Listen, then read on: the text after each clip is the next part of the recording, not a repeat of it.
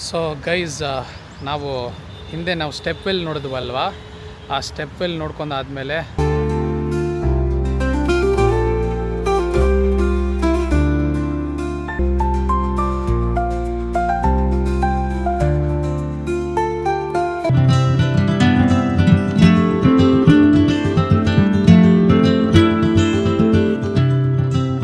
ಈ ಮೇಲ್ ಕಾಣ್ತಿರೋ ಗಾಳಿಪಟದ ಥರ ಇರೋ ರೂಫಿಂಗ್ ಆ್ಯಕ್ಚುಲ್ ಆಗಿ ಇನ್ಸ್ಪೈರ್ ಆಗಿರೋದು ಗಾಳಿಪಟದಿಂದಾನೆ.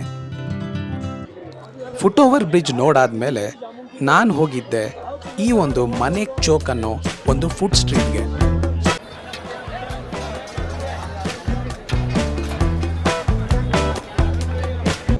ಜೂನ್ 17, 1970ಯಲ್ಲಿ ಗಾಂಧೀಜಿ ಈ ಒಂದು ಆಶ್ರಮನ ಇಲ್ಲಿ ಪ್ರಾರಂಭ ಮಾಡ್ತಾರೆ. ಲೈಬ್ರರಿ ಕೂಡ ಇದೆ, ಅದರಲ್ಲಿ ಅವರ ಪುಸ್ತಕಗಳು ಬರವಣಿಗೆಗಳನ್ನು ಇಟ್ಟಿರ್ತಾರೆ. ಸ್ಟೇಡಿಯಂಗೆ ಹೋಗಿ ನೋಡ್ತೀನಿ, ಒಳ್ಳೆ ಜನಸಾಗರನೇ ಬಂದ್ಬಿಟ್ಟಿದೆ. ಎಲ್ಲರೂ ಬರೀ RCB ಫ್ಯಾನ್ಸೇ ಕಾಣಿಸ್ತಾ ಇದ್ರು ನನಗೆ ಎಲ್ಲ ಕಡೆ.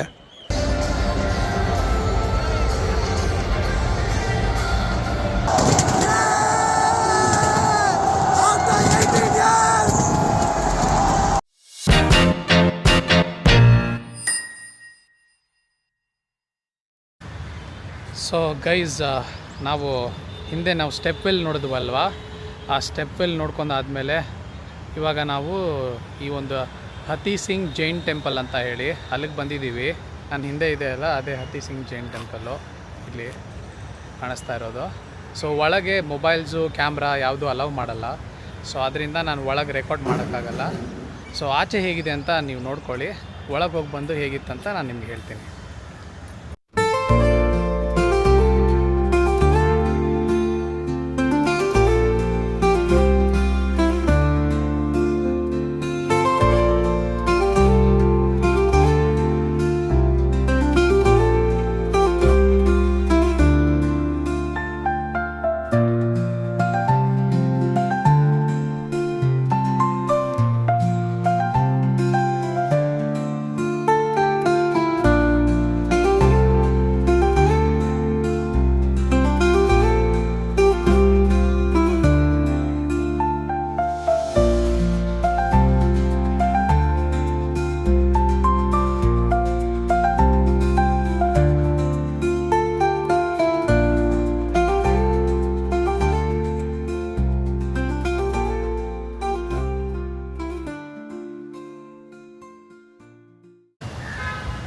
So guys, Hathi Singh Jain temple ಒಳಗೆ ತುಂಬ ಚೆನ್ನಾಗಿತ್ತು. ಸೊ ಒಳಗೆ ಪೀಸ್ಫುಲ್ ಅಟ್ಮಾಸ್ಫಿಯರು. ಸೊ ದೇವಸ್ಥಾನನೂ ಒಳಗೆ ತುಂಬ ಚೆನ್ನಾಗಿ ಮಾಡಿದ್ದಾರೆ. ಏನಿದೆ ಗೋಪುರದ ವರ್ಕು ಎಲ್ಲನೂ ಸೊ ಬ್ಯೂಟಿಫುಲ್ಲಾಗಿದೆ. ಸೊ ನೀವು ಹತಿ ಸಿಂಗ್ ಜೈನ್ ಟೆಂಪಲ್ನ ವಿಸಿಟ್ ಮಾಡಿ. ಮತ್ತು ಇಲ್ಲಿ ಒಳಗೆ ಭೋಜನಾಲಯ ಕೂಡ ಇದೆ. ಅಲ್ಲಿ ನೀವು 80 ರೂಪೀಸ್ ಪೇ ಮಾಡಬೇಕಾಗುತ್ತೆ. 80 ರೂಪೀಸ್ ಪೇ ಮಾಡಿದ್ರೆ ನಿಮಗೆ ಅನ್ಲಿಮಿಟೆಡ್ ಫುಡ್ ಇರುತ್ತೆ. ಅಂದರೆ ಚಪಾತಿ, ರೈಸು ಅನ್ಲಿಮಿಟೆಡು, ಮತ್ತು ದಾಲು, ಮತ್ತು ಲೇಡೀಸ್ ಫಿಂಗರ್ಸ್ ಕರಿ ಹಾಕಿದ್ರು ಇವತ್ತು. ಸೊ ಆ ಥರ ಅನ್ಲಿಮಿಟೆಡ್ ಫುಡ್ ಇರುತ್ತೆ. ಹೊಟ್ಟೆ ತುಂಬ ತಿಂದ್ಕೊಂಡು ನೀವು ಇಲ್ಲಿಂದ ಹೊರಡ್ಬೋದು. ಸೊ ನನ್ನ ಪ್ಲ್ಯಾನ್ ಇವಾಗ ಸಾಬರ್ಮತಿ ಮಹಾತ್ಮ ಗಾಂಧಿ ಮ್ಯೂಸಿಯಮ್ಗೆ ಆಶ್ರಮ್ಗೆ ಹೋಗೋದಿತ್ತು. ಆಶ್ರಮ ಇದೆ, ಆದರೆ ಇವಾಗ ಟೈಮ್ ಆಲ್ರೆಡಿ 5:48 ಆಗ್ತಾಯಿದೆ. ಸೊ ನಾನಿವು 6 ಗಂಟೆಗೆ ಕ್ಲೋಸು. ನಾನಿವಾಗ ಅಲ್ಲಿ ಹೋದರೆ ವೇಸ್ಟು. ಸೊ ಅದರಿಂದ ನಾನಿವಾಗ ರೂಮ್ಗೆ ಹೋಗೋದಾ ಇಲ್ಲ ಏನಿದೆ ಈ ಅಟಲ್ ಬ್ರಿಡ್ಜ್ ಅಂತ ಏನೋ ಮೇಲ್ಸೇತುವೆ ಅಂತ ಒಂದಿದೆ, ವಾಕ್ ಓವರ್ ಬ್ರಿಡ್ಜು, ಅಲ್ಲಿಗೆ ಹೋಗೋಣ ಅಂತ ಪ್ಲ್ಯಾನ್ ಮಾಡ್ತಾಯಿದ್ದೀನಿ. ಸೊ ಸದ್ಯಕ್ಕೆ ಇವಾಗ ರೂಮ್ಗೆ ಹೋಗೋದೇ ಬೆಸ್ಟ್ ಅನ್ನಿಸ್ತಾ ಇದೆ. ಸ್ವಲ್ಪ ಹೋಗಿ ರೆಸ್ಟ್ ತೊಗೊಂಡು ಅದಾದಮೇಲೆ ನಾವು ಸಾಯಂಕಾಲ ಏನೋ ನೈಟ್ ಆಗ್ತಾ ನಾವು ಅಟಲ್ ಬ್ರಿಡ್ಜ್ಗೆ ಹೋದರೆ ಸ್ವಲ್ಪ ಲೈಟ್ ಶೋ ಎಲ್ಲ ಇರುತ್ತೆ ಅಲ್ಲಿ. ಮತ್ತು ಅಲ್ಲಿ ಸಾಬರ್ಮತಿ ರಿವರ್ ಫ್ರಂಟ್ ಪಾರ್ಕ್ ಕೂಡ ಇದೆ, ಫ್ಲವರ್ ಪಾರ್ಕ್ ಎಲ್ಲ. ಸೊ ಅದನ್ನು ನೋಡಿಕೊಂಡು ಬರ್ಬೋದು. ಸೊ ಗೈಸ್, ನಾನಿವಾಗ ರೂಮ್ ರೀಚ್ ಆಗಿದ್ದೀನಿ. ಸೊ ಬೆಳಗ್ಗೆಯಿಂದ ಓಡಾಡಿ, ಅಂದರೆ ಮಧ್ಯಾಹ್ನದಿಂದ ಓಡಾಡಿ ಫುಲ್ಲು ಬೆವ್ತು ಬಿಟ್ಟಿದ್ದೀನಿ ನಾನು. ತುಂಬ ಇಲ್ಲಿ ಹ್ಯೂಮಿಡ್ ಇದೆ ವೆದರು. ಸೊ ಇವಾಗ ಫ್ರೆಶ್ ಅಪ್ ಆಗಿ ಸ್ವಲ್ಪ ರೆಸ್ಟ್ ಮಾಡಿ ಅಟಲ್ ಫುಟ್ ಓವರ್ ಬ್ರಿಡ್ಜು ಮತ್ತು Sabarmati river front flower park ಅಂತ ಇದೆ. ಅಟಲ್ ಫುಟ್ ಓವರ್ ಬ್ರಿಡ್ಜ್ ಅಂತೂ ಓಪನ್ ಇರುತ್ತೆ ಇವಾಗ ನೈಟು, ಯಾಕಂದರೆ ಆವಾಗಲೇ ಅಲ್ಲಿ ಆ ಒಂದು ಲೈಟ್ಸ್ನ ಆನ್ ಮಾಡೋದು, ಆ ಒಂದು ಫುಟ್ ಓವರ್ ಬ್ರಿಡ್ಜ್ ಲೈಟ್ಸ್ನ. ಆ ಲೈಟ್ಸ್ ಆನ್ ಮಾಡಿದ್ಮೇಲೆ ಅದು ತುಂಬ ಸುಂದರವಾಗಿ ಕಾಣಿಸುತ್ತೆ Atal foot over bridge. So ಅಲ್ಲಿಗಂತೂ ವಿಸಿಟ್ ಮಾಡೋಣ ಇವತ್ತು. ಬಟ್ ಫ್ಲವರ್ ಪಾರ್ಕ್ ಸಬರ್ಮತಿದೇನಿದೆ ಅದು ಓಪನ್ ಇರುತ್ತಾ ಅಂತ ಗೊತ್ತಿಲ್ಲ, ಬಟ್ ಹೋಗಿ ನೋಡೋಣ. ಸೊ ಅದಾದಮೇಲೆ ನಾವು ಫುಡ್ ಸ್ಟ್ರೀಟ್ಗೆ ಹೋಗಿ ಒಂದು ವಿಸಿಟ್ ಕೊಡೋಣ. ಯಾವುದೋ ಒಂದು ಫುಡ್ ಸ್ಟ್ರೀಟ್ ಇದೆ ಅಂತ ಇಲ್ಲ ಅಹಮದಾಬಾದಲ್ಲಿ. ಸೊ ಹೋಗಿ ಆದರೆ ನೋಡಿಕೊಂಡು ಟ್ರೈ ಮಾಡಿಬಿಟ್ಟು ಬರೋಣ. ಸೊ ನಾನು ಇವಾಗ ಫಸ್ಟು ಫ್ರೆಶ್ ಅಪ್ ಆಗಿ ರೆಸ್ಟ್ ಮಾಡಿ ಆಮೇಲೆ ಹೊರಡ್ತೀನಿ. So I see you in some time. Bye. ಸ್ವಲ್ಪ ಹೊತ್ತು ರೆಸ್ಟ್ ಮಾಡಿದ್ಮೇಲೆ ಫ್ರೆಶ್ ಅಪ್ ಆಗಿ ನಾನು ಬಂದು ತಲುಪಿದೆ ರಿವರ್ ಫ್ರಂಟ್ ಫ್ಲವರ್ ಪಾರ್ಕ್. ನಾನಿಲ್ಲಿ ಬಂದು ತಲುಪಷ್ಟಿಗೆ 8:30 ಆಗಿತ್ತು. 9 ಗಂಟೆಗೆಲ್ಲ ಈ ಫ್ಲವರ್ ಪಾರ್ಕು ಮತ್ತು ಅಟಲ್ ಬ್ರಿಡ್ಜ್ ಕ್ಲೋಸ್ ಆಗಿಬಿಡುತ್ತೆ. ಸೊ ಈ ಫ್ಲವರ್ ಪಾರ್ಕ್ ನೋಡೋಕ್ಕಂತೂ ತುಂಬಾ ಟೈಮ್ ಹಿಡಿಯುತ್ತೆ ಅಂತ ಹೇಳಿ ನಾನು 50 ರೂಪಾಯಿ ಕೊಟ್ಟು ಅಟಲ್ ಬ್ರಿಡ್ಜ್ ಟಿಕೆಟ್ ತೊಗೊಂಡೆ. 9 ಗಂಟೆಗೆಲ್ಲ ಈ ಅಟಲ್ ಬ್ರಿಡ್ಜ್ ಕೂಡ ಕ್ಲೋಸ್ ಆಗಿಬಿಡುತ್ತೆ ಅಂತ ಹೇಳಿ ಬೇಗ ಹೋಗಿ ನಾನು ಎಂಟ್ರಾದೆ.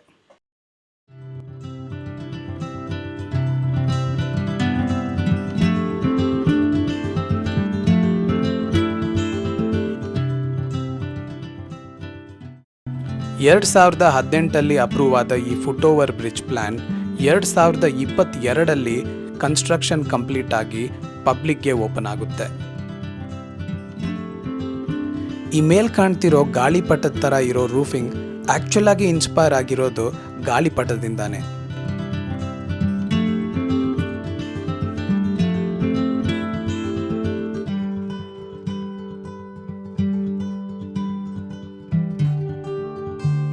ಇಲ್ಲಿಗೆ ನೀವು ಸಾಯಂಕಾಲ 5 ಗಂಟೆ ಮೇಲೆ ಬಂದ್ರೇ ಇದರ ಒಂದು ಪೂರ್ತಿ ಅನುಭವನ ಸವಿಯೋಕ್ಕಾಗೋದು.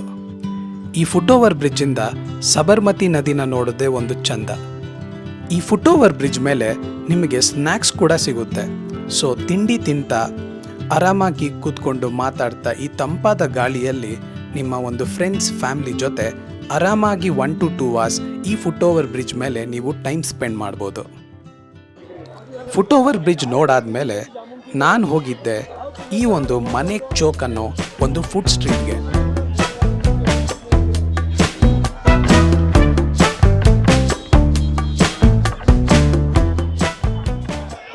ನಮ್ಮ ಬೆಂಗಳೂರಲ್ಲಿರೋ ವಿ ಪುರಂ ಫುಡ್ ಸ್ಟ್ರೀಟ್ ಥರನೇ ಈ ಫುಡ್ ಸ್ಟ್ರೀಟ್ ಕೂಡ ಇತ್ತು.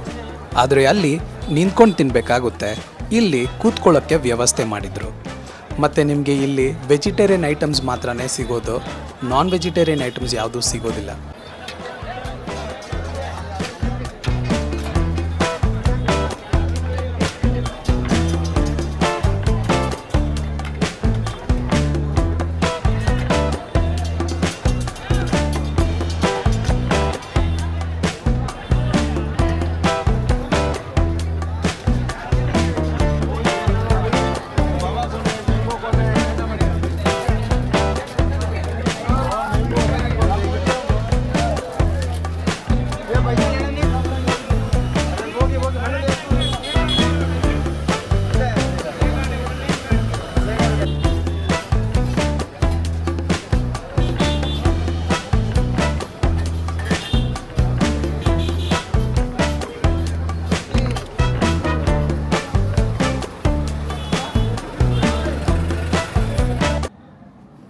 Hello guys, just room reach ಆದೆ.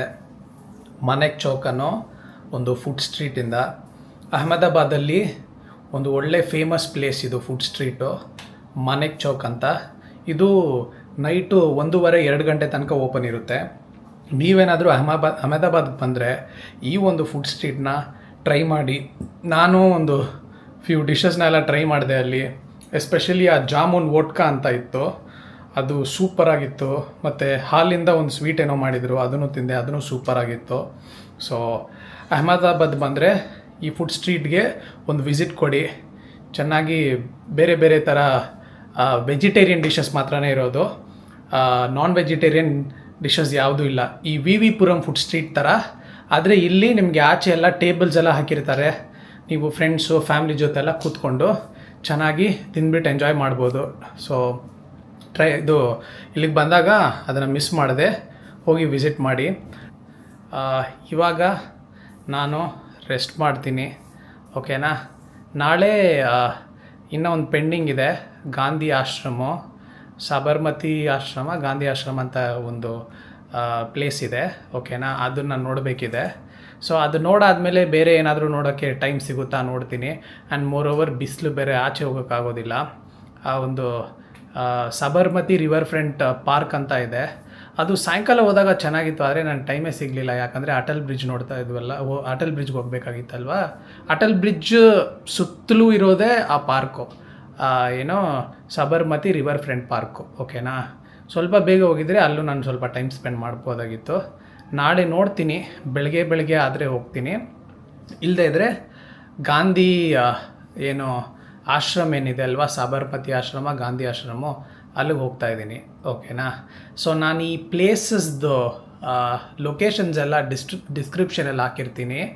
ಆ್ಯಂಡ್ ಈ ಒಂದು ರೂಮ್ ಏನಿದೆ ಅಲ್ವಾ, ಹೋಟೆಲ್ ರಾಜರತ್ನ ಅಂತ ಹೇಳಿ, ಇದು ಗಾಂಧಿ ಏನೋ ಅಂತಾರೆ, ಗಾಂಧಿಗ್ರಾಮ್ ಮೆಟ್ರೋ ಸ್ಟೇಷನ್ ಪಕ್ಕನೇ ಇರೋದು. ಗಾಂಧಿಗ್ರಾಮ್ ಮೆಟ್ರೋ ಸ್ಟೇಷನಿಂದ 200 ಮೀಟರ್ಸಲ್ಲೇ ಇರೋದು. ಸೊ ನಿಮಗೆ ಮೆಟ್ರೋ ಕನೆಕ್ಟಿವಿಟಿ ಚೆನ್ನಾಗಿರುತ್ತೆ. ಇವಾಗ ಮೇಯ್ನ್ಲಿ ನಾನು ಬಂದಿರೋದೇ ಇಲ್ಲಿ RCB ಮ್ಯಾಚ್ ನೋಡೋಕ್ಕೆ. ಸೊ ಇಲ್ಲಿಂದ ಮೊಟೇರಾ ಗ್ರೌಂಡ್ಗೆ ಮೆಟ್ರೋ ಇದೆ, just I think 10 or 20 rupees ಮಾತ್ರನೇ ತೊಗೊಳ್ತಾರೆ. ಸೊ ಮೆಟ್ರೋ ತುಂಬ ಚೀಪ್ ಇದೆ ಇಲ್ಲಿ. ಸೊ ನಾಳೆ ಮ್ಯಾಚ್ ನೋಡೋಕ್ಕೆ ನಾನು ಮೆಟ್ರೋದಲ್ಲೇ ಹೋಗೋದು ಇಲ್ಲಿಂದ. ಸೊ ಮತ್ತು RCB ನಾಳೆ ಮ್ಯಾಚು ಗೆಲ್ಲಬೇಕು. ಆಫ್ಟರ್ 18 ಇಯರ್ಸು ನಾವು ಫೈನಲಿ IPL ಫೈನಲ್ ಮ್ಯಾಚ್ನ ಗೆದ್ದು ಆ ಕಪ್ಪನ್ನು ನಮ್ದಾಗಿಸ್ಕೋಬೇಕು.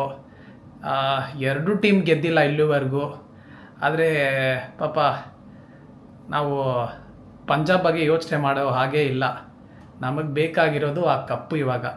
ಸೊ 18 ಇಯರ್ಸಿಂದ ಇದ್ದಿದ್ದು ಬರಗಾಲನ್ನ ಅದು ನೀಗಿಸ್ಬೇಕು ಇವಾಗ ನಾಳೆ. So let's hope for the best. RCB ಗೆಲ್ಲಬೇಕಂತ ನಾವೆಲ್ಲರೂ ಆಶಿಸೋಣ. So looking forward for tomorrow's match. So ಇವಾಗ ನಾನು ನಿದ್ದೆ ಮಾಡಿ ರೆಸ್ಟ್ ತೊಗೊಳ್ತೀನಿ, ಯಾಕಂದರೆ ಇವಾಗ ಆಲ್ಮೋಸ್ಟ್ 2 ದಿನದಿಂದ ನಾನು ಸರಿಯಾಗಿ ನಿದ್ದೆನೇ ಮಾಡಿಲ್ಲ. ಅಂದರೆ ನಿನ್ನೆ ನೈಟ್ ಕೂಡ ನನಗೆ ನಿದ್ದೆ ಬಂದಿಲ್ಲ. ಸೊ ಇವಾಗ ನಾನು ನಿದ್ದೆ ಮಾಡಲೇಬೇಕು. ನಾಳೆ ಮ್ಯಾಚ್ನ ಚೆನ್ನಾಗಿ ಎಂಜಾಯ್ ಮಾಡಿ ಫೈನಲ್ ಕಪ್ಪನ್ನ ಗೆದ್ಮೇಲಂತೂ ಫುಲ್ ಎಂಜಾಯ್ ಮಾಡಿಕೊಂಡು ಇಲ್ಲಿಂದ ಬೆಳಗ್ಗೆ ಏನೋ ನಾಡಿದ್ದು 4 ಗಂಟೆಗೆ ಫ್ಲೈಟ್ ಇದೆ. ಸೊ ಹಾಗೆ ಬಂದು ಮಲ್ಕೊಳ್ಳೋದೆಲ್ಲ ಏನೂ ಇರೋಲ್ಲ, ಬ್ಯಾಗೆಲ್ಲ ಪ್ಯಾಕ್ ಮಾಡಿಕೊಂಡು ಚೆಕ್ಔಟ್ ಆಗಿಬಿಡ್ತೀನಿ ನಾನು. ಏರ್ಪೋರ್ಟ್ಗೆ ಹೋಗಿ ಸೀದಾ ಬೆಂಗಳೂರಿಗೆ ಅಷ್ಟೇ. So see you guys tomorrow morning. Bye bye.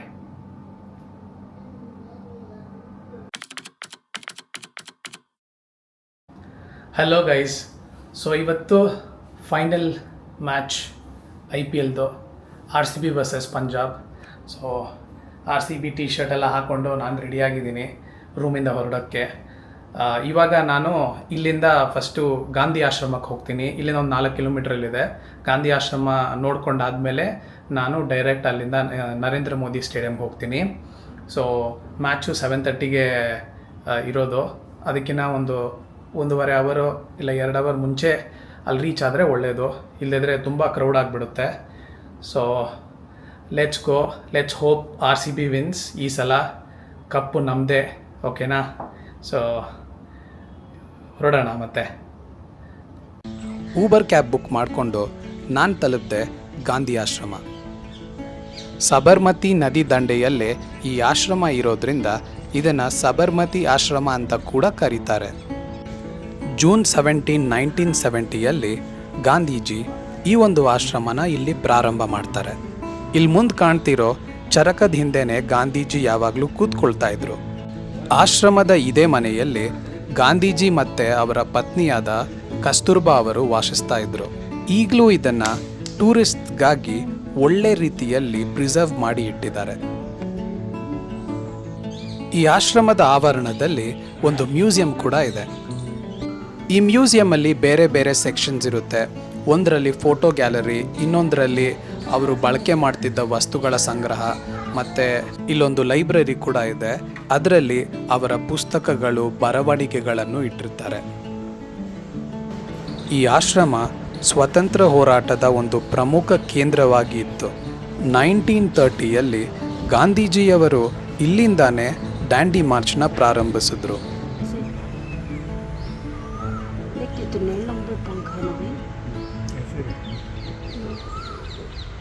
Time already 5 ಗಂಟೆ ಆಗ್ತಾ ಇತ್ತು. ಸೊ ನಾನು ಇಲ್ಲಿಂದ ಸ್ಟ್ರೈಟು ಅಹಮದಾಬಾದ್ ಮೊಟೆರಾ ಗ್ರೌಂಡ್ಗೆ ಹೋದೆ. ಸ್ಟೇಡಿಯಂಗೆ ಹೋಗಿ ನೋಡ್ತೀನಿ, ಒಳ್ಳೆ ಜನಸಾಗರನೇ ಬಂದ್ಬಿಟ್ಟಿದೆ.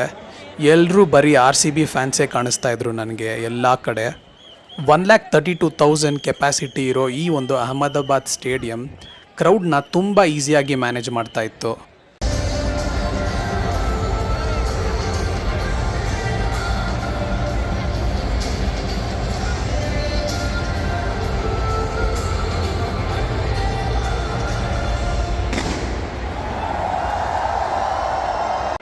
ಗೈಸ್, ಮ್ಯಾಚ್ ವಿಡಿಯೋನ ನಾನು ಅಪ್ಲೋಡ್ ಮಾಡೋಕ್ಕಾಗಲ್ಲ, ಯಾಕಂದರೆ ಅದು ಯೂಟ್ಯೂಬಲ್ಲಿ ಕಾಪಿರೈಟ್ಸ್ ಇಶ್ಯೂ ಆಗಿಬಿಡುತ್ತೆ.